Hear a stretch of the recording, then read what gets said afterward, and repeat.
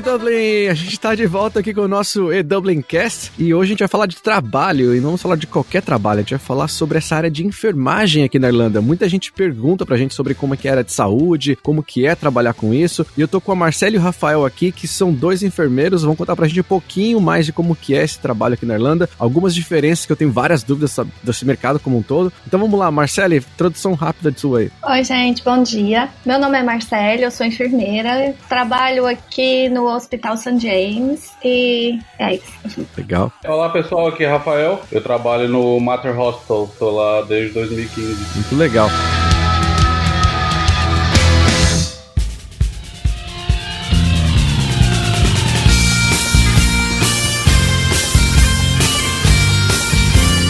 Vamos lá, então.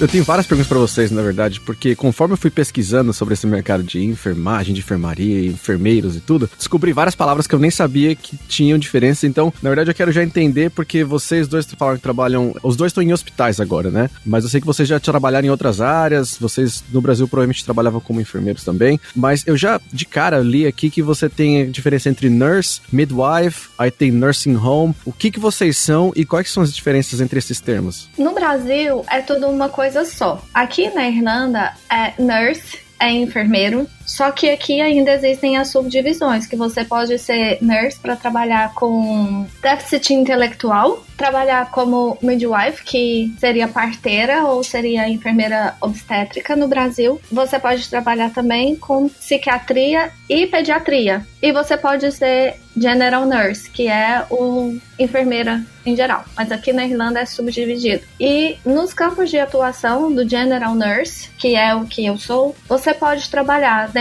principalmente dentro de hospitais e nursing home. As nursing homes são nada mais nada menos que os asilos, que não são tão comuns no Brasil como aqui. Aqui tem muito. Já ouvi falar que tem muito, inclusive que tem até falta de nursing home beds, né, que são camas, né, ou lugares, talvez, imagino, para ter os idosos, né, para acolher eles, talvez. Justamente, e é verdade. E como que é para você, Rafa? Você também é um general nurse? O que você faz? Sim, vamos lá. Eu vou um pouco mais a fundo na explicação da Marcele, que o órgão que controla os enfermeiros na Irlanda, chamado de NMBI, tradução em português, é como se fosse um conselho de enfermagem da Irlanda. Ele tem as divisões, igual a Marcele falou, se não me engano tem um total de 7 a 8 divisões, não me lembro muito bem. E quando o enfermeiro registra o diploma deles, ele tem que escolher uma dessas divisões para poder registrar. Você pode registrar em mais de uma divisão, conforme a sua qualificação, e aí que quando você registra, você está apto a trabalhar naquela específica área de registro. Uma vez registrado, você vai, né, procura um emprego, acha um empregador, etc e tal, começa a trabalhar. Óbvio que se você for uma midwife ou um midwife, você vai trabalhar basicamente num hospital, numa maternidade,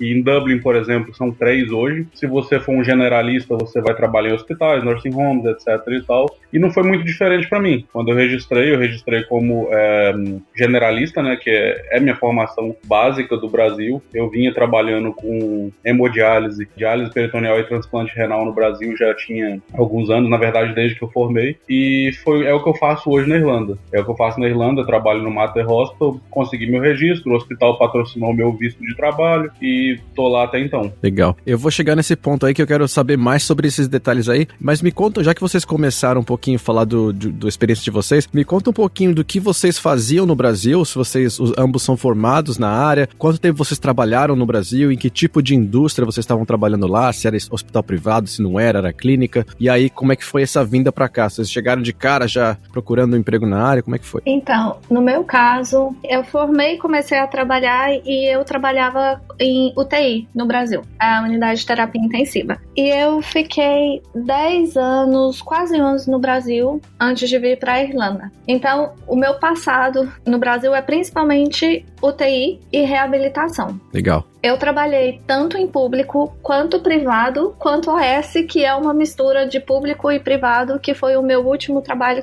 onde eu fiquei por aproximadamente 6 anos, até dar um basta e falar que eu queria mudar. Em março de 2017, vim eu e meu marido para cá. Do Brasil, eu já estava aplicando para nursing home como cuidadora de idosos, porque eu sabia que teria que validar meu diploma e que não seria fácil. Então, eu tenho a cidadania europeia, então eu tive a opção de vir trabalhar full time. Então, assim, louca, sem inglês, sem nada, sem nunca ter estudado na vida, estudando sozinha de casa, desde o dia que eu decidi mudar para a Irlanda. Apliquei pelos sites, se não me engano, ou foi o Indeed ou irishjobs.ie. Apliquei, me aceitaram e falaram assim, então tá, quando você chegar na Irlanda, você vê, a gente faz a entrevista, que foi nessa nursing home. Cheguei na Irlanda numa quarta noite, na quinta cedinho, tava lá pra entrevista, foi a primeira coisa que eu fiz, e ela falou, não, então tudo bem, tudo certo pra começar. E eles mexeram todo, porque não é ser europeu que você vai chegar aqui e tá tudo pronto pra você, que a gente continua sendo imigrante. Sim. Não tem documento, não tem PPS, não tem conta em banco, não tem casa, não tem nada.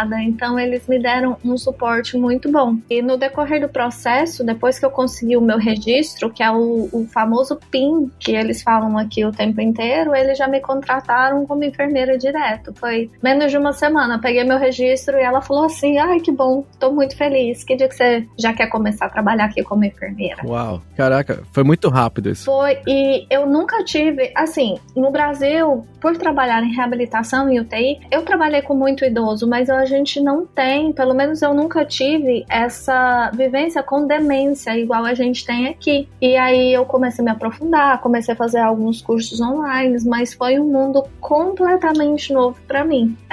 Mas assim que eu tive a oportunidade, por milhares de fatores, aí eu optei por ir por um hospital. E você falou que você não falava inglês, né? Seu inglês ainda estava bem iniciante, eu imagino. Como é que foi isso, esse começo seu aí? Você fazendo entrevista mesmo, e eles não se preocuparam com isso? Como é que foi? Justo, eu fui na cara e na coragem, porque o inglês que eu tive é inglês de música, inglês de filme, que eu sempre gostei de assistir muito. Então vou assistir agora com legenda em inglês, vou assistir sem legenda. Sabia que teria que fazer o IELTS, então comecei a baixar aplicativo para estudar. Cheguei na entrevista na cara e na coragem, porque a partir do momento que eu decidi abrir mão de tudo que eu tinha no Brasil e vim pra cá, falar assim, vergonha pra quê, né? Não conheço essa palavra. A minha entrevista durou mais de 1 hora. Eu não vi isso, mas o meu marido que tava me esperando falou assim, o que aconteceu lá dentro? Porque eu já tava preocupado. Mas eu acho que é a vontade de se fazer ser entendido e depende muito da pessoa que tá com você querer te entender. Então foi muita coisa baseado na linguagem corporal e eu não tive problema nenhum. Mas, quando eu cheguei pro trabalho, já foi completamente diferente, porque eu não sabia o nome das coisas em inglês. Sabia conversar, mas eu não sabia, por exemplo, o nome, como que fala colchão, que é uma coisa para nós enfermeiros, que é uma coisa que a gente fala o tempo inteiro, mas eu não sabia como falava colchão, como que falava tapete, cadeira de banho, cadeira de rodas, essas coisas. Só que aqui na Irlanda tem muitos estrangeiros, e a nursing home que eu trabalhava só tinha estrangeiro. Então, eles também tinham esse tipo de dificuldade quando eles chegaram aqui. Então, eles foram um pouco, digamos, muito amigos nesse quesito de todo mundo ajudar, de todo mundo ensinar, falar assim, calma, devagar, logo você chega lá, a gente vai te ajudando. E aí eu tive esse tipo de apoio nessa empresa. Eu falo, eles foram muito bons pra mim em todos os sentidos, no quesito de todo tipo de suporte que eu podia ter tido, eu tive nessa empresa e com os meus colegas lá. Que legal isso, muito legal. E Rafa, pra você, como é que foi essa sua entrada? Você já tá um pouco mais tempo aqui na Irlanda, né? Como é que foi o seu começo lá no Brasil, vindo pra cá, como é que foi essa sua entrada no mercado aqui? Pois é, eu, voltando um pouco aí na história, né, eu formei em 2009 e durante o período de faculdade eu trabalhei como pesquisador da UFMG, tinha um projeto de pesquisa e tal, né, sob a preceptoria de uma professora lá, na área de controle de infecção hospitalar, epidemiologia. E aí eu tinha na minha cabeça que eu ia seguir isso pro resto da vida, etc e tal, até um belo dia que eu enchi o saco e falei, cara, eu tenho que ir para assistência, né? O que significa ir para a área hospitalar e ter conhecimento prático das coisas que você conhece em teoria. Eu queria ter essa bagagem antes de formar para quando eu chegasse no mercado de trabalho ter mais opções na minha mão, né? E aí eu meio que no penúltimo semestre da faculdade, eu deixei a pesquisa um pouco de lado, fiz trabalhos paralelos, mas fui pro hospital. Foi aí quando eu comecei a trabalhar em diálise, né? Num hospital de Belo Horizonte. Fui trabalhando, formei, fui contratado, continuei fazendo pesquisa em paralelo, até que a pesquisa deixou de ser prioridade para mim. Tentei entrar no mestrado por 2 anos consecutivos, como você sabe, mestrado no Brasil, você faz prova, etc., uma prova nacional, e aí eu não consegui passar. continuei na diálise trabalhando. Em 2012, lá para dezembro, a minha gerente no Brasil anunciou que iria sair e que ia deixar um de nós enfermeiros na coordenação. E aí vale abrir um parênteses e falar que no Brasil, em geral, você tem um coordenador para uma unidade inteira, enfermeiros e técnicos de enfermagem. A distribuição de cargos na Irlanda é bem diferente, pode ser que a gente fale sobre isso em algum momento. Mas aí éramos 8 enfermeiros na época e ela ia escolher um de nós para ser o novo coordenador, e de cara ela me descartou. Ela falou: Rafa, você é o único que não vai concorrer, porque você é o último enfermeiro que entrou na equipe, tem enfermeiros que estão aqui há 10, 15 anos. Aí eu falei: por quê? Questionei, perguntei se era falta da especialização, etc e tal. Ela falou que não, por causa disso, daquilo, inventou desculpa. Eu falei: beleza, eu vou sair no mesmo dia que você. E aí eu comecei a me planejar para sair do Brasil, que era um sonho de infância, na verdade, era um sonho de infância de morar fora, mas eu sempre tive o desejo de morar fora exercendo a minha profissão, para que não fosse uma viagem perdida, para que não fosse uma passagem em vão. Na época, um amigo ele é dono de agências de intercâmbio, ele começou a me dar dicas e falou: Rafa, o lugar que tá bombando hoje é a Irlanda, se eu fosse você eu ia pra lá. E aí, então assim, eu vim em junho de 2013, resumindo a história, né? Vim em junho de 2013 de caso pensado, eu vim com a ideia de trabalhar na área, não vim fazer um intercâmbio de inglês, apesar de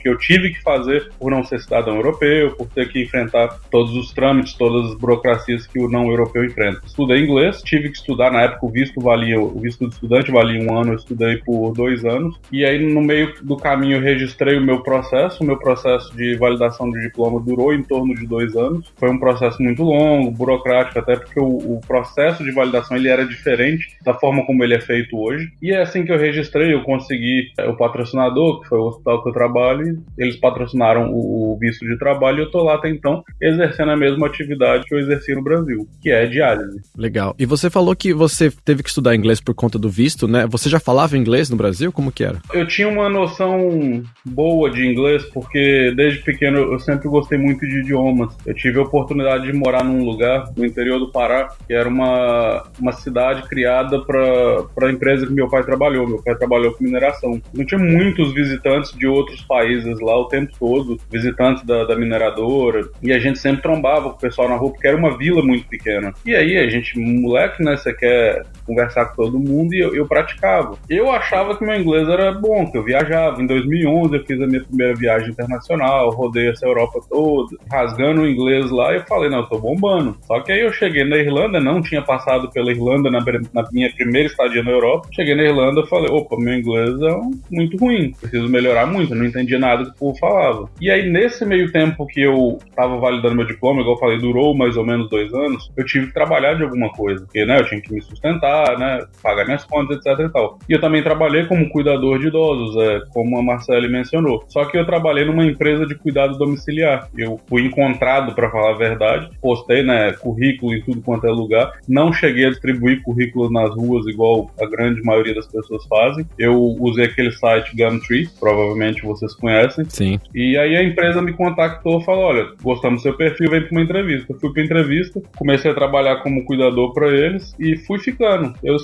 diria que eu fui bem iluminado na minha passagem aqui pela Irlanda, porque eu consegui trabalho com 1 mês de Irlanda, e é o trabalho que eu fiquei esse período todo antes de conseguir meu registro, consegui as horas todas que eu queria, fazer muito mais do que as horas permitidas, porque na época as leis não eram tão rígidas como são hoje. A dona da empresa, hoje é minha grande amiga, sabe? Me ajudou muito, muito, muito aqui em tudo que você conseguir imaginar. Graças a ela, eu consegui o meu registro, porque o conselho de enfermagem estava demorando, enfim, tem algumas burocracias são muito morosas, eles alegaram que perderam meus documentos, e ela, como irlandesa, ligou lá no conselho de enfermagem, deu uma chamada neles, falando: olha, o país precisa de enfermeiro, eu preciso de enfermeiro, e vocês estão demorando para dar o registro de uma pessoa que eu sei que é boa, tem potencial e vai ser meu empregado. No dia seguinte, eles resolveram minha vida. Caraca. No dia seguinte, resolveram minha vida, deram meu registro, e eu comecei a trabalhar. Então, assim, o inglês eu tinha, ele não era tão bom quanto achei que fosse, mas esse período como cuidador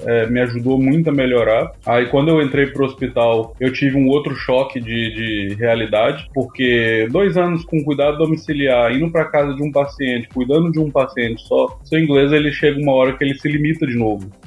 E quando eu fui pro hospital, eu lidei com uma realidade onde tinha enfermeiros de vários lugares da Irlanda e do mundo, né? Que a gente trabalha com enfermeiros de outras nacionalidades. Então os sotaques são diferentes, as expressões são diferentes. E aí eu tive que meio que, não reaprender, mas eu passei um nervosismo muito grande para poder aprender tudo muito rápido e dar conta do trabalho. Então assim, eu tive 3 momentos aqui na Irlanda, eu diria que o inglês para mim foi um baque muito grande. Foi quando eu vim para Irlanda, quando eu comecei a trabalhar como cuidador e quando eu comecei a trabalhar como enfermeiro. Entendi. Hoje a gente está num nível, eu acredito que Marcelo compactue do mesmo, que a gente sabe que a gente tem muito para aprender, mas a gente chegou naquele ponto tipo, tô nem aí, sabe? Eu dou conta do recado, você já relaxou, o inglês já não é seu principal foco, seu principal medo mais, então você aprende já inconscientemente, sabe? Não passa por aqueles nervosismos, por aquelas preocupações que eu, pelo menos, eu tinha no início. No dia a dia as pessoas têm paciência de te ensinar, as pessoas têm paciência de conversar com você. O inglês, ele, apesar dele ser uma das nossas principais ferramentas, ele é, digamos, secundário no sentido da nossa atenção, dos nossos medos, do nosso foco. Eu acho que é interessante o ponto do inglês, porque quando eu vou no médico aqui, pra mim a maior dificuldade que eu tenho é de explicar meus sintomas pra ele em inglês, porque não é uma coisa que eu tô acostumado, né, porque não é o inglês que eu uso no dia a dia, e pra vocês é o oposto, né, vocês usam esse inglês pra área de saúde com todos os dias, então deve ser muito mais comum pra vocês ouvir o que a pessoa tá tentando explicar e entender o que elas estão precisando, né? Igual Marcelo falou, a gente fala inglês o tempo todo, é a nossa principal ferramenta de trabalho, uma das principais, e todo dia o paciente conversa com você, ele usa expressões, ele usa vocabulários que eventualmente você não vai saber. Todo dia é um aprendizado diferente, sabe? E é 24 horas de conversação. Nosso plantão é de 13 horas. Por exemplo, Marcela, ela faz plantão noturno, faz plantão dia, faz plantão sábado, domingo. Ela tem uma oportunidade de ver muito mais pacientes do que eu tenho, até pelo perfil da unidade dela. No meu caso, eu trabalho só de dia, eu não faço noturno, não faço domingo. E os meus pacientes, por serem de diálise, eles são os mesmos sempre. Uma vez ou outra, né? Infelizmente falece um, outro transplanta, chega um paciente novo, mas essa rotatividade não é tão grande. E eu entro num ciclo vicioso de novo de acostumar com aqueles pacientes e com aquela linguagem. Mas ainda assim é um aprendizado todo dia. O paciente olha pra você, ele faz uma piada e aí você não entende piada, o cara vai ter que explicar a piada, ou ele aponta um negócio que ele tá querendo e você não sabe o nome daquele negócio, ou ele é do norte da Irlanda e ele chama aquele negócio de um jeito diferente do que o cara que é do sul chama, e é 13 horas direto, sem parar, aprendendo. Só que aí você chega num ponto, igual eu falei, que você aprende inconsciente. Legal. Não existe mais aquele nervosismo que eu, pelo menos, tinha no início, de falar, nossa, eu não entendo esse povo, entro em parafuso, não vou dar conta do recado. No início eu pensava em pedir demissão diariamente, com medo de não dar conta por causa da língua. Mas hoje a gente tira de letra. Legal. E deixa eu perguntar um pouco, antes de a gente entrar nos específicos, eu tenho algumas dúvidas da relação do mercado de trabalho aqui, mas vocês comentaram já algumas vezes dessa questão do diploma, né, validação do diploma.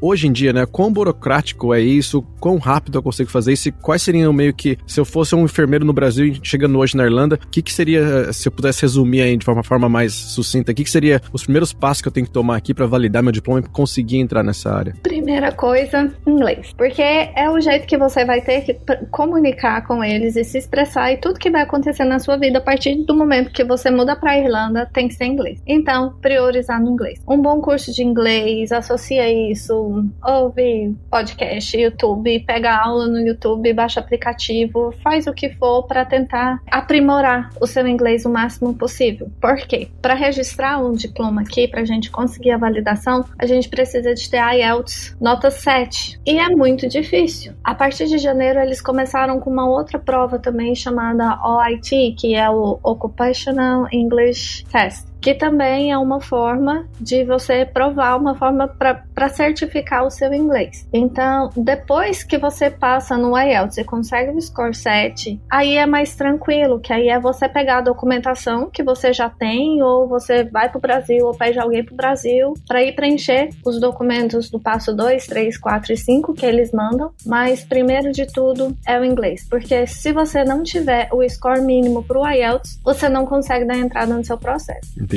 Legal. E aí a validação em si, depois que você passa no IELTS, é questão de você aplicar isso nesse órgão que vocês comentaram dos enfermeiros, é isso? Isso. No meu caso, a minha validação demorou 3 meses. Enquanto a do Rafa, ele teve a falta de sorte de demorar 2 anos, às vezes isso esse tipo de problema vai deixando uma coisa melhor, mais fácil, não sei. O meu processo demorou 3 meses desde o momento que eles falaram assim, sim, ok, nós vamos iniciar o seu processo, e a partir do momento que a carta chegou na minha casa para os próximos passos, demorou 3 meses. Mas eu sou super desesperada, ansiosa e tudo que eu tenho direito.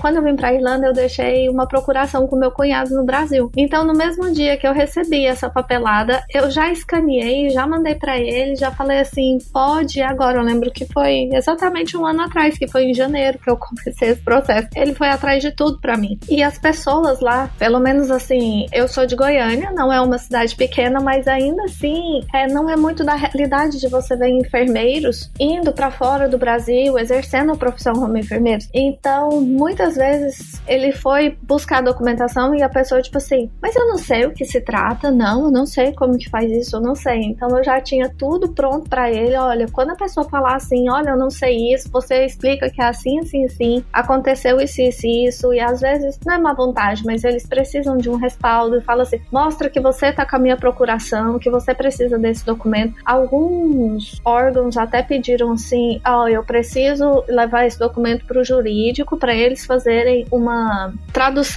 desse documento. Eu tô esquecendo as palavras em português. Tradução juramentada. Porque assim, eles, você tá me falando que é aqui, mas é incrível porque lá no Brasil eles não sabem o mínimo do mínimo do mínimo do mínimo. Alguns eles precisam de ter um suporte. Alguns falaram assim, olha, você preenche aí, e aí eu acredito nisso que você preencheu, porque eu não sei nem aonde que eu assino meu nome nesse documento. Aí, a partir disso, a partir do momento que eu consegui ter todos os documentos, eu falei assim, agora vai. Aí eles me pediram um documento extra. Aí eu, no meu desespero, de novo, consegui ligar, expliquei a situação, aí meu cunhado já foi lá rapidinho. E depois foi o tempo o trâmite dos documentos chegarem, que eu lembro que chegou num dia de St. Patrick. Aí eu falei, agora pronto. Chegou bem no feriado, St. Patrick, vai perder meu documento, que até não chegar, mas enfim. Em 3 meses exatos, que eu dei entrada no começo de fevereiro, no começo de janeiro, quando eles falaram que meu processo foi aceito. No começo de abril, recebi a carta com o meu registro. E o meu processo ainda foi um pouco diferente do Rafael, mas isso a gente pode falar depois.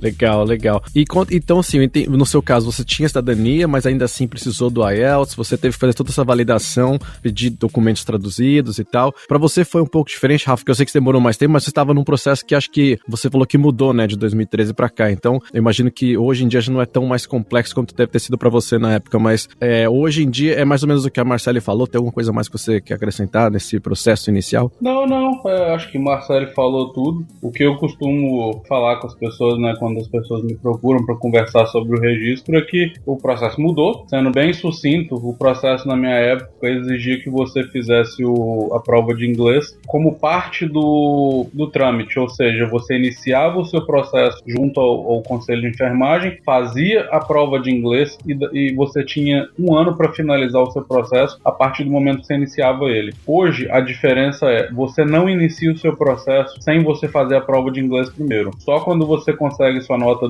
da prova de inglês é que você inicia o seu processo. Então, assim, eles fizeram algumas modificações para facilitar o sistema, até porque a procura de pessoas para registrar o diploma é muito grande. Tem muitos enfermeiros das Filipinas, da Índia, do Brasil e de outros países, certamente. E eles tinham que mexer nisso aí, porque porque muita gente agarrada no conselho de enfermagem, muita gente agarrada com papel, né, documento agarrado no NMBI, né, que é o conselho, muita gente fazendo a prova de inglês não conseguindo passar, mas de forma resumida foi isso. O meu processo foi diferente, talvez isso tenha contribuído para demorar. Óbvio que eu também agarrei, tive que fazer a prova de inglês 3 vezes até conseguir passar, e isso complicou minha vida. Sim, o processo ele tá mais, eu não diria mais fácil, mas o mecanismo com que ele funciona, pelo menos tá menos oneroso para o candidato e menos estressante, porque imagina, você inicia o processo e você tem que fazer a prova de inglês e finalizar tudo em um ano. E vai que você não consegue passar na prova de inglês, você tenta 1, 2, 3, não consegue, tá fechando um ano, e aí se fecha um ano e você não finaliza o processo, eles cancelam todo o seu processo, tem que recomeçar do zero, pagando as taxas de novo. Nossa. Então, a gente tinha um estresse muito grande naquela época por conta disso. Hoje, você faz a prova de inglês no seu tempo. Se você passar hoje, passar daqui um ano, o problema é seu. Mas pelo menos não tem o estresse de perder o seu investimento no conselho de enfermagem. Entendi. E aí, uma vez passada na prova, você inicia o processo, vai ter as burocracias do mesmo jeito. Um pouco modificadas, eles mexeram nas regras aí. Inclusive, se Marcelo tiver intenção, né, quiser falar, ela e alguns colegas nossos se beneficiaram de alguns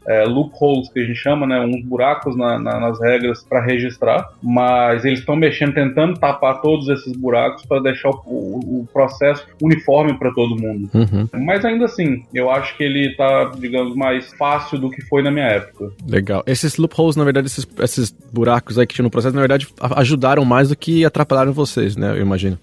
Eu costumo falar que a gente brasileiro, a gente tem uma mentalidade criminosa.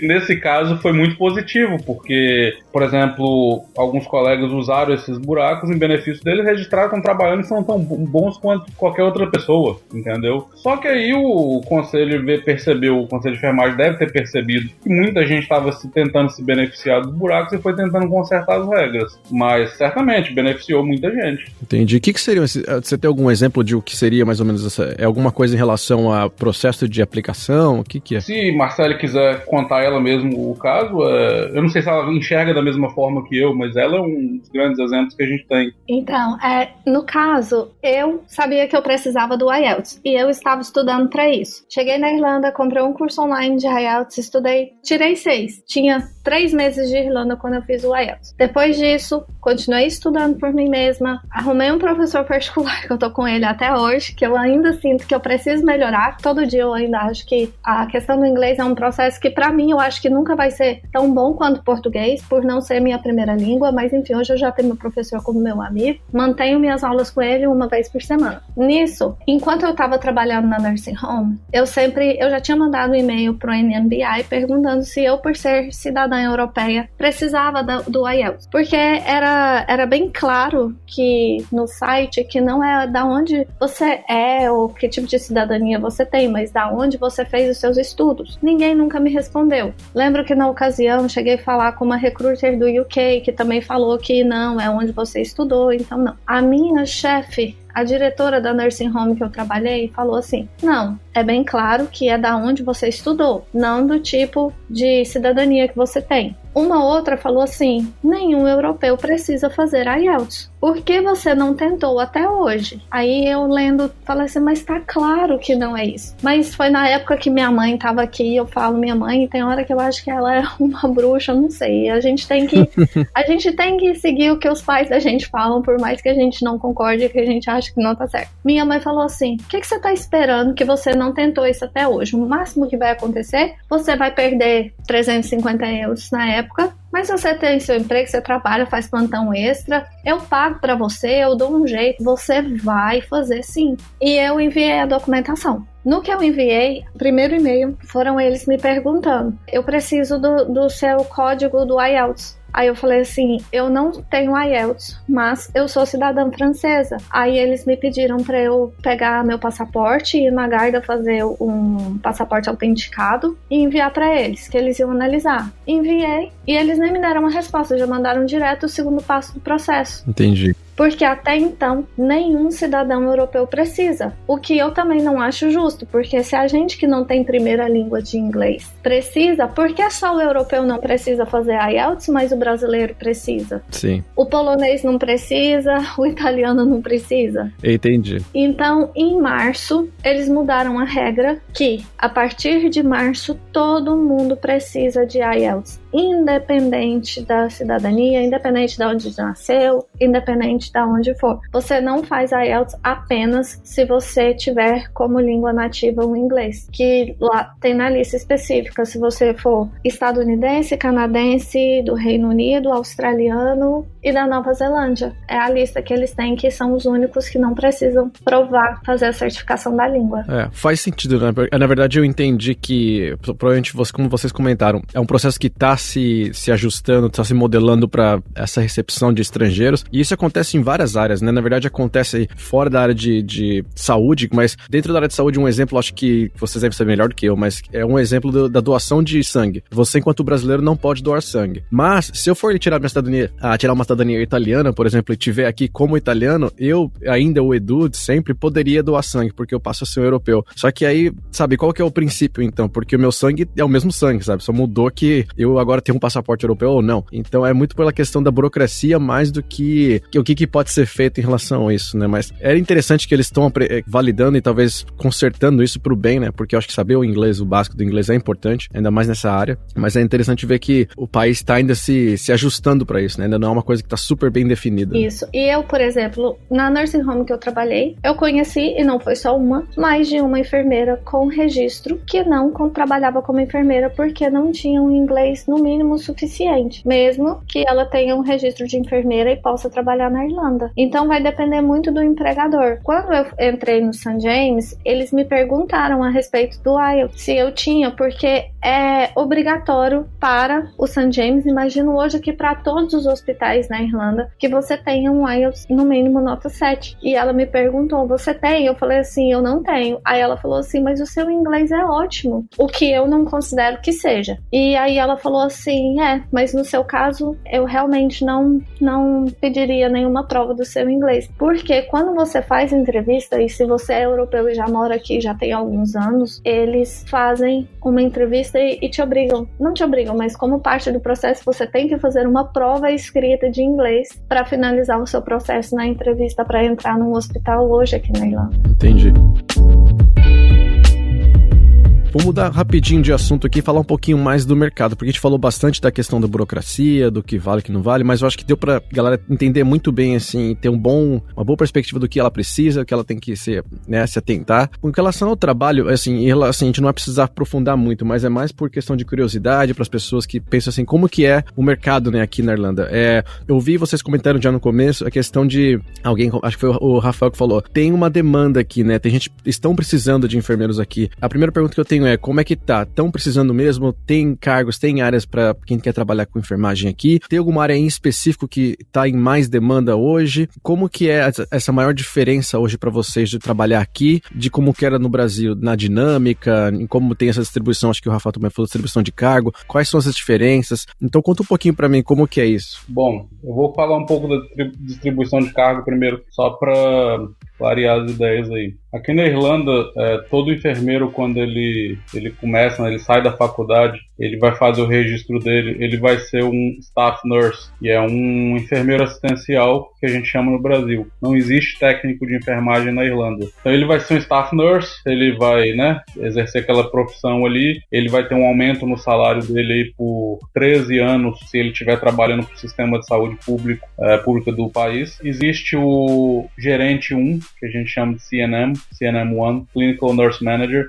Tem o gerente 2, gerente 3. Eles estão numa pirâmide, gerente 3 acima do 2, acima do 1 e acima do staff nurse, e o 3 acima de todo mundo. Acima do gerente 3 tem um assistente diretor de enfermagem, aí tem um hospital, tem uma diretoria de enfermagem e por aí vai. Então, assim, além disso tem o ANP, que é um enfermeiro, ele é um enfermeiro especialista que ele pode prescrever medicação. Tem o CNS, que é um enfermeiro especialista. Por exemplo, eu sou da área de renal, eu posso ser especialista em nefrologia e cuidar especificamente de pacientes transplantados ou de pacientes com alguma condição específica e por aí vai. Para cada um desses cargos que eu mencionei, existe uma faixa salarial específica prevista pela tabela de pagamento do HSE e com os incrementos aí de acordo com a tabela, etc. e tal. No Brasil não é nada disso. No Brasil você é enfermeiro, acabou. No máximo um gerente. um coordenador, desculpa. Então dá para ver por aí que existe um leque muito maior de os enfermeiros para poder crescer. Em termos de mercado de trabalho, o que eu vou falar é baseado em especulação, é baseado na nossa percepção do dia a dia. Existe uma demanda muito grande. Por exemplo, eu estou nesse hospital já tem um tempo, tinha um banner muito grande no hospital que ficou lá por mais de anos, anunciando que eles precisavam de enfermeiros. Dentro do hospital da minha unidade, a gente precisa de enfermeiros. A gente trabalhou com carga reduzida em 2018 praticamente todo, fazendo hora extra, fazendo plantão extra para poder cobrir demanda, suprir demanda e por aí vai. A unidade renal, que é a nossa unidade irmã no hospital, eles estão com carga reduzida há muito tempo. Contrata gente, dá um tempo, o pessoal sai e por aí vai. Então eu vejo isso dentro do próprio hospital, né? Eu tenho minha amiga, né, que eu mencionei agora há pouco, que é dona de 2 empresas de home care, de cuidado domiciliar. Ela constantemente está contratando cuidadores, né? Não necessariamente enfermeiro, mas cuidadores para a empresa dela, eventualmente para enfermeiros também, e por aí vai. Então, assim, existe essa demanda. Te dizer qual setor precisa mais, qual setor precisa menos, eu realmente não sei. A única coisa que eu sei, que eu já ouvi falar, é pronto atendimento é um setor de alta demanda, porque é muito pesado. A gente tem 2 colegas que trabalham, um trabalhou, né, na verdade, em pronto atendimento aqui na Irlanda, o outro trabalha no pronto atendimento do hospital que eu trabalho, inclusive, e assim, é puxado. Um saiu porque achou muito puxado, o outro mencionou sobre sair porque não é o ritmo de vida que ele quer levar para ele. O que eu quero dizer com isso os enfermeiros, eles saem. A minha gerente 1 hoje, ela era do pronto atendimento do hospital que eu trabalho. Então, assim, as greves, quando teve aqui na Irlanda de enfermeiros, foram greves de enfermeiros de pronto atendimento. E não era nem reclamando de salário, não era nem protestando para ter salário mais alto, era protestando para ter escala, para ter enfermeiro para trabalhar. Porque os pronto atendimentos são muito cheios. Quem já teve aí o dissabor de parar num pronto atendimento de hospital da Irlanda sabe do que eu tô falando, né? As filas aí de horas esperando por atendimento, porque não tem profissional. Mas eu não sei estatísticas, eu não sei números exatos. Isso aí é uma percepção que a gente tem de dia a dia. Eu não sei como que Marcela enxerga, o que ela tem para falar do hospital que ela trabalha. Interessante. É a mesma coisa. Falta enfermeiro, e não só em hospital. Falta enfermeiro em nursing home, falta enfermeiro em home care, falta enfermeiro em todo lugar. Hoje, na minha unidade, quando eu entrei, faltavam 3 enfermeiros. Aí eu entrei. Ainda faltam 2 para cobrir. E olha que a minha unidade é uma unidade relativamente nova. Ainda assim, falta 3 enfermeiros. No resto do hospital, falta todo mundo fazendo hora extra, todo mundo fazendo plantão noturno, todo mundo tentando cobrir de uma forma ou outra, e ainda chega dia para trabalhar numa unidade que deveria ter 4, 5 enfermeiros, tem dia que tem 1. E não é porque faltou, ligou doente, não, simplesmente porque não tem ninguém para cobrir. E como que faz? Se vira?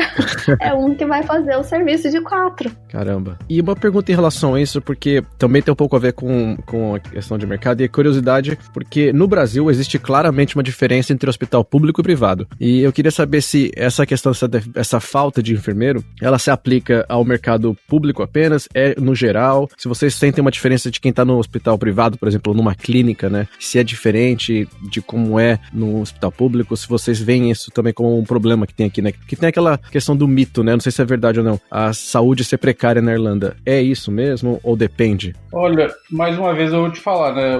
Tudo que eu falo, assim, a respeito disso é especulação baseada nas nossas percepções. Claro. O sistema de saúde privado, ele, na verdade, ele é muito semelhante ao sistema de saúde público. Ele só é privado. Inclusive, alguns hospitais privados, eles são parcialmente patrocinados, se é que é a melhor palavra, pelo sistema público, pelo HSE. A única diferença que eu percebo do sistema privado para o público o sistema privado você vai ter um quarto só para você. O sistema hoteleiro do hospital é muito melhor do que no hospital público. A maioria dos hospitais, pelo menos aqui os grandes hospitais da Irlanda, ele tem um setor privado e um setor público. Vamos falar do hospital que eu trabalho. Tem o Mater Public e o Mater Private. Os médicos que trabalham no público trabalham no privado. Inclusive, se eles têm um paciente que eles querem admitir, eles só admitem no privado se tiver alguma coisa no privado essencial para o tratamento que eles não vão ter no público. Fora isso, a grande maioria prefere admitindo o paciente no público, porque lá ele vai ter a cobertura toda, os médicos estão a maior parte do tempo no público, a infraestrutura médica está majoritariamente no público. Em termos do mercado, né, deficiência de enfermeiro, eu acredito que está em qualquer lugar. Não é só público, não é só privado, clínicas e por aí vai. O que acontece o setor público, ele não tem poder de barganha. Se você chegar procurando emprego no setor público, você vai ter que receber salário de acordo com a tabela do HSI. Eles não podem te oferecer nada mais, nada menos. Você vai receber o que é seu por direito. Eles vão tentar, na verdade, te colocar em pontos mais baixos da tabela se eles conseguirem. Mas te oferecer mais, te dou 1.000 euros a mais para trabalhar comigo. Não existe. Que é tudo o sistema público de saúde. Enquanto que no setor privado, eles têm poder de barganha. Eles seguem um pouco a tabela do HSI, eu não sei o que a lei fala a respeito, mas eles podem te oferecer adicionais, te dar benefícios, etc e tal. E aí, cabe a você analisar se é benéfico para você ou não. O Mater Private, por exemplo, ele estava oferecendo há um tempo aí um salário um pouco maior do que o público. Só que em contrapartida, você tinha alguns benefícios no público que não tinha no private. Então aí o enfermeiro ele tem que pesar o que é melhor para ele e fazer a escolha dele. Mas a escassez eu acho que ela é geral. A escassez é geral. Entendi. Interessante isso, bom ponto. E uma coisa que vocês comentaram agora, você falou dessa questão do salário ser tabelado, né? O que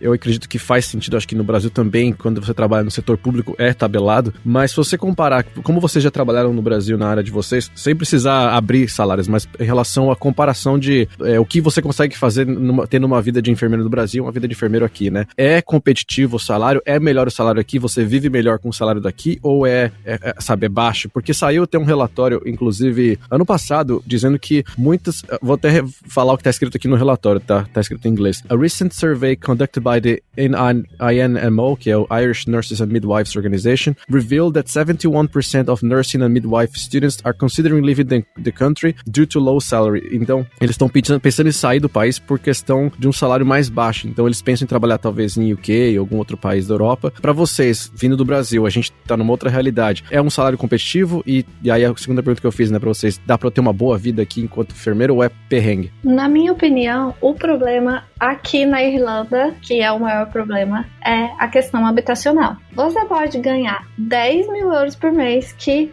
quase metade disso vai pro seu aluguel. Então, muitas vezes o nosso salário mal paga o aluguel. Então, vai depender muito de como você for morar. Se você aluga só um quarto e quanto você paga e do estilo de vida que você tem. O meu salário no Brasil era ok, mas eu não tinha que preocupar em pagar um aluguel, porque eu morava com a mãe, depois foi casar, morar, juntou tudo para comprar um imóvel. Agora aqui já é complicado. E depende, por exemplo, eu trabalhando como care assistant, recebendo o salário praticamente mínimo aqui. Se eu fosse fazer a conversão, já era o meu salário de enfermeiro no Brasil. Mas no Brasil eu não tinha os gastos que eu tenho aqui. Eu ainda acho que aqui eu estou mais feliz do que lá, porque aqui eu não preciso ter um carro, eu não preciso estar gastando com gasolina, eu posso usar o transporte público, eu tenho mais segurança. Eu acho que a minha qualidade de vida daqui é muito melhor do que a que eu tinha no Brasil. E realmente os enfermeiros daqui estão indo para outros lugares. Porque quando você forma, de acordo com a tabela do HSE, o seu salário é na faixa de 10 a 12 euros por hora. Hoje, um cuidador ganha de 10 a 14 euros por hora. Então, a pessoa forma, tá ali naquela gana, naquela ânsia de trabalhar para ganhar menos do que uma pessoa que às vezes não tem qualificação nenhuma ganha. Sim. Para ganhar, às vezes, até menos do que uma pessoa. Porque hoje tem gente que faz cleaner e cobra 15 euros por hora. Então, a pessoa que tá aqui para falar assim, que eu vou ganhar isso, não, eu vou embora. O meu caso, que eu imagino que também seja o do Rafael, pra gente estar aqui, a gente tem que ter alguma vantagem. Então, a gente já tendo uma experiência, a gente já não entra na escala 1 ou 2. Então, porque a gente já tem alguns anos para cima que a gente tem que formar. Então, já não é tão ruim, mas procede. Muita gente daqui indo para Austrália, Reino Unido, justamente por causa disso, que quando você sai da faculdade, o seu primeiro salário, ou quando até você tá fazendo a adaptação aqui, a sua escala vai ser a mais baixa possível e é praticamente o salário mínimo. E é o que você falou, com todo respeito, né, o pessoal que trabalha na área de limpeza, cleaner, mas você ter uma formação e você trabalhar como cleaner que não precisa de nenhuma formação, nem experiência, é quase, a gente não sei nem o que falar, mas assim, é muito errado pro enfermeiro, né, você desconsiderar todo aquele estudo que foi em cima, fora com que o papel que ele executa, né, de estar lidando com a área de saúde e é uma coisa que efetivamente muda, ajuda a sociedade e tem uma demanda, né, estão precisando de enfermeiros e ainda assim salários estão baixos, né, pra quem tá começando. Eu não sei como é que é pra você, Rafa, se é a mesma coisa, se você tem uma perspectiva diferente do estilo de vida aí com que você consegue ganhar hoje aqui comparado com o Brasil. Não, eu acho que o Marcelo pontuou muito bem. A gente que vem de uma realidade, tudo é referência. A gente que vem de uma realidade no Brasil que a gente não ganha bem, precisa ter 2, 3 empregos, na maioria das vezes mora com o pai, mãe, não tem muita despesa, e você sai daquela realidade e vem para uma Irlanda que você vai ganhar, em termos de números, mais ou menos a mesma coisa. Eu vou falar números concretos para ilustrar. No hospital que eu trabalhava em Belo Horizonte, eu ganhava, se não me engano, líquido, R$2.300 por mês. E aí você vem para Irlanda, você vai, né, dependendo do ponto da tabela que você vai estar no HSE, você vai ganhar entre 2.000 a 3.000, 3.200 euros por mês. Então, assim, em números, é mais ou menos a mesma coisa. Tá certo que lá é real, aqui é euro. Mas você vai ver que o seu poder de compra na Irlanda é muito maior. Apesar do aluguel ser muito caro, igual o Marcelo bem pontuou, e que é uma verdade, é frustrante, porque você deixa parte do seu salário lá, mas ainda assim você vê um poder de compra. O que te resta do seu salário, você consegue ter uma roupa legal, você consegue sair, se divertir, consegue fazer uma viagem pro exterior a preços módicos, preços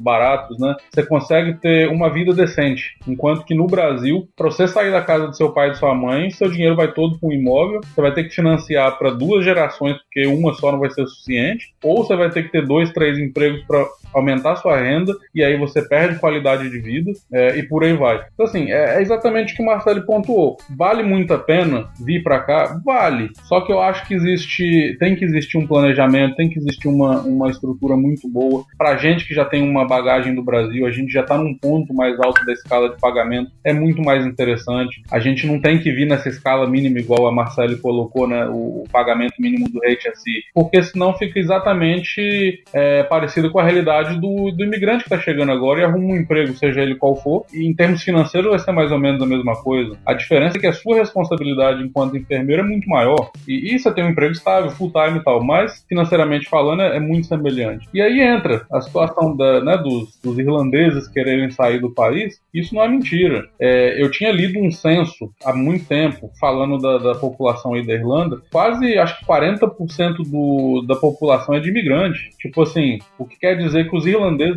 não estão satisfeitos com a realidade daqui, seja salarial, seja o que for, e vão para a Austrália, vão para os Estados Unidos, Canadá, vão para a Inglaterra e tal. E falando dos enfermeiros, o motivo é salário. Uma amiga minha que trabalhava comigo foi para a Austrália tem 2 anos já, trabalha como enfermeira lá, ela ganha muito melhor, paga também muito mais para viver na Austrália, que até onde eu sei o custo de vida lá também é muito alto, só que lá tem sol, tem praia bonita, tem muita coisa que não tem. E aí o pessoal põe essas coisas na balança e sai do país.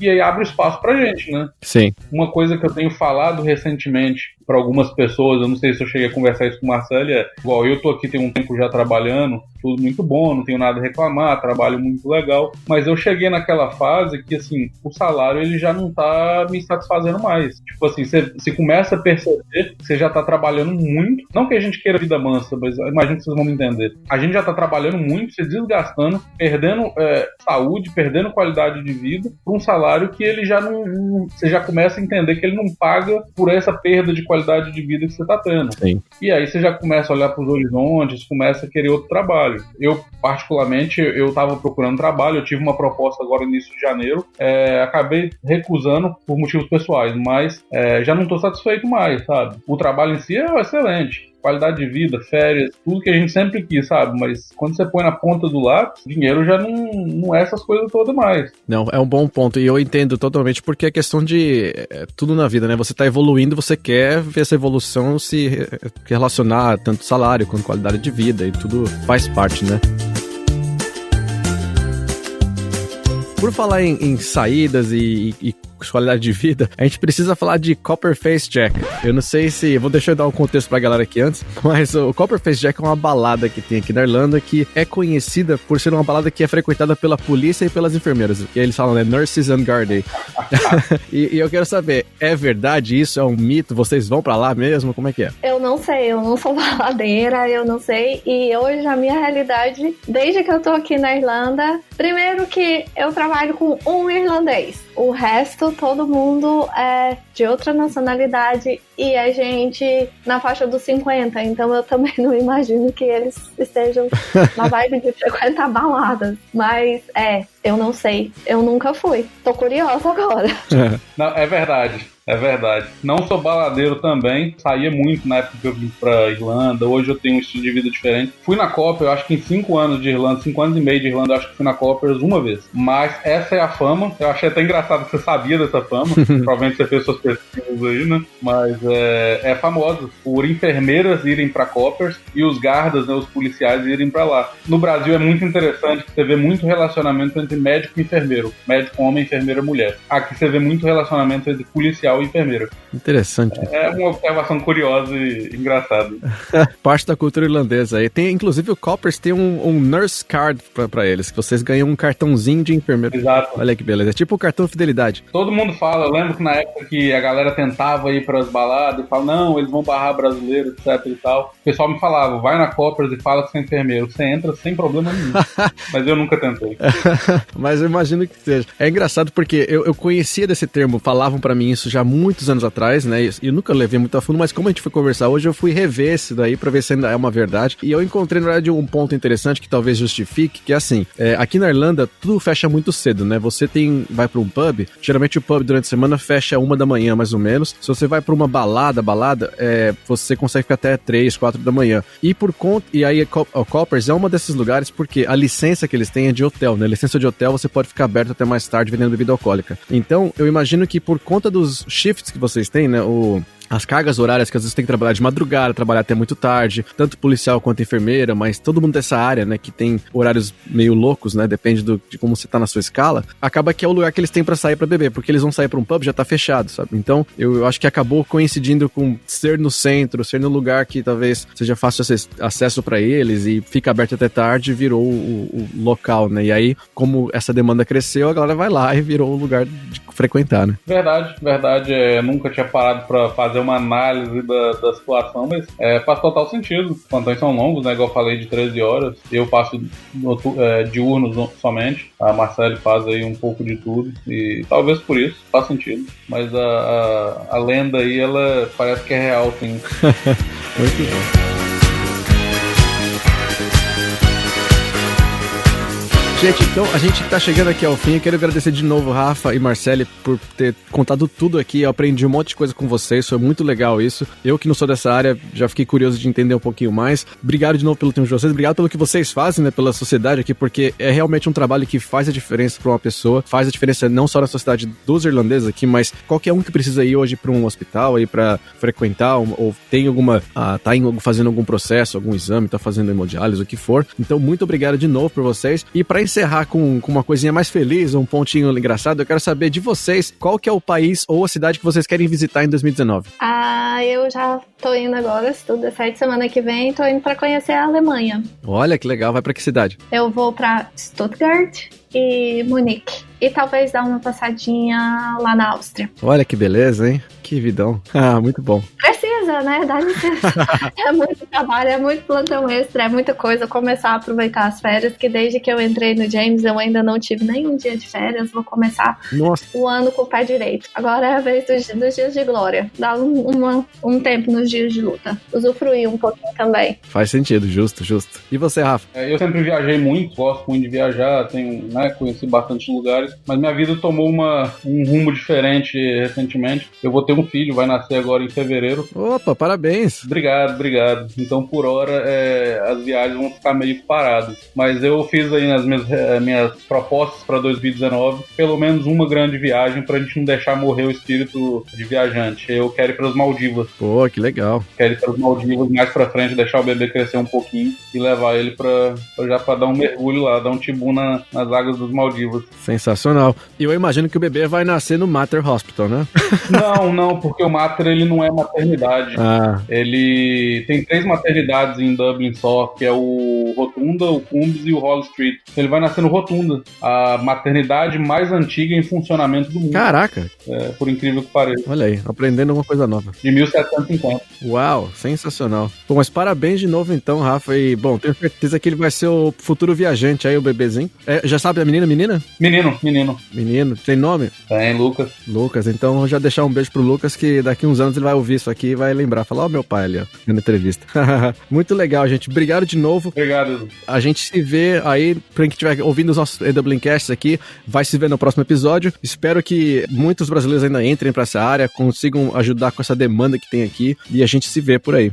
Gente, vem mesmo. Precisando de qualquer coisa, vocês podem contar comigo. A gente fez um grupo justamente para aliviar um pouco da barra do Rafael, que o Rafa tem canal no YouTube, ele tem site explicando bastante sobre o processo. A gente tem um grupo chamado Enfermeiros Brasileiros na Irlanda. Se vocês quiserem, a gente tem a maior boa vontade de ajudar, porque eu imagino que eu recebi muita ajuda, então a forma que eu tenho é de passar a orientação e ajudar e estar aqui no que for preciso. Então vocês podem contar comigo e vem, gente. Vem porque precisa muito de enfermeira. Ajuda a gente aqui. Muito bom. Bom, Rafa, deixa o seu canal aqui então pra gente. Tá, vamos lá. Meu canal é Rafa Souza. Eu acredito que você jogar no YouTube Rafeudes, Rafeudes, vai cair na minha página. Não é canal grande, é um canal que eu comecei com uma proposta, mudei a proposta. Ele basicamente tem vídeo só falando sobre enfermagem na Irlanda e dando dicas que muita gente procura. Eu falei, eu vou começar a gravar vídeo, que aí eu só copio e colo para dar as respostas às perguntas das pessoas. E tem um grupo no Facebook que a Marcele comentou agora,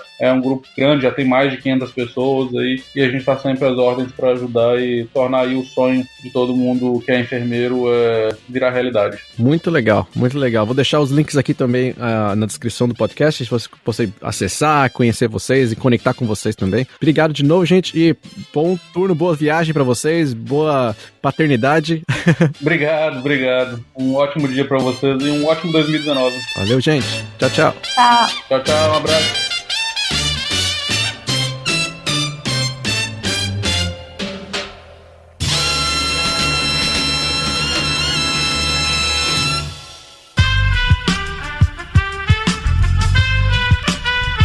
Este podcast foi editado por Aerolitos Edição Inteligente.